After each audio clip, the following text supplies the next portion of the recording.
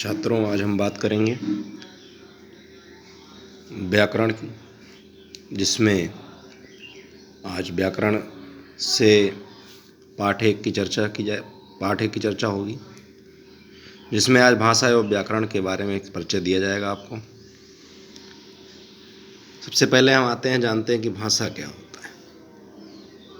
देख पा रहे हैं भाषा शब्द संस्कृत भाषा के भाष शब्द से लिया गया है, यानी भाषा शब्द की उत्पत्ति संस्कृत भाषा के भाष शब्द से हुई है, जिसका अर्थ होता है बोलना। भाषा की परिभाषा की जब बात आती है तो भाषा वह साधन है जिसके द्वारा मनुष्य अपने भावों व विचारों को दूसरों को प्रकट कर सकता है एवं दूसरे के विचार व भाव को ग्रहण कर सकता है। अर्थात भाषा एक ऐसा साधन है जिसके द्वारा हम अपने भाव एवं विचार दूसरों तक ले जा सकते हैं, दूसरों तक प्रकट कर सकते हैं एवं उनके विचारों को हम ग्रहण भी कर सकते हैं। भाषा के उदाहरण जैसे हिंदी भाषा, अंग्रेजी भाषा, उर्दू, फारसी आदि इत्यादि कई भाषाएं हैं। हिंदी भाषा का जन्म संस्कृत भाषा से हुआ।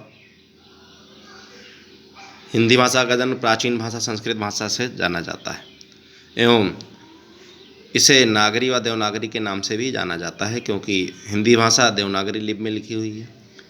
जब बात भाषा के भेद की आती है तो भाषा के निम्नलिखित 3 भेद होते हैं। एक मौखिक भाषा, लिखित भाषा और सांकेतिक भाषा। मौखिक भाषा का अभिप्राय है कि मौखिक भाषा का अभिप्राय भाषा के उस रूप से है जिसे मुंह से बोलकर प्रकट किया जाता है। अर्थात भाषा का वह रूप जिसे बोलकर प्रकट किया जाता है वो मौखिक भाषा कहलाता है। जब हम अपने किसी भी बात को बोलकर किसी को समझाते हैं, किसी के सामने प्रकट करते हैं, तो वो मौखिक भाषा का ही एक रूप होती है।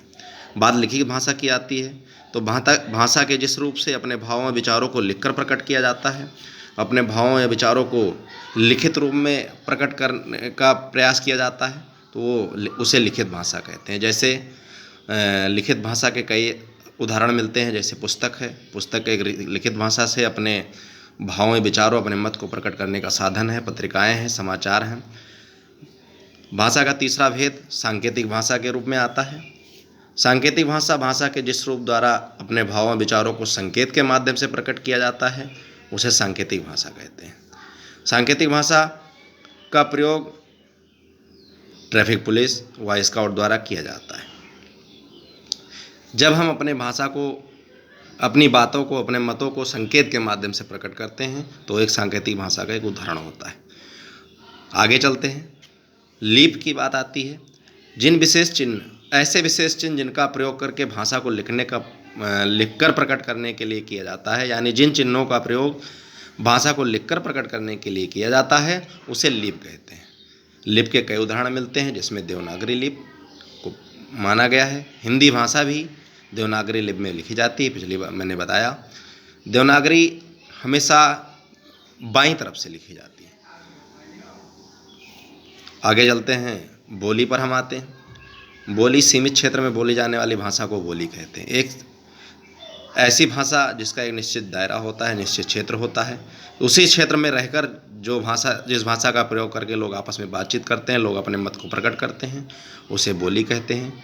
इसका क्षेत्र सीमित होने के कारण व्यापक नहीं होता है।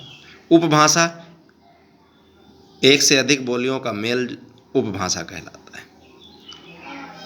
अब आते हैं मुख्य भाग पर। पहला पाठ था हमारा भाषा का परिचय हुआ।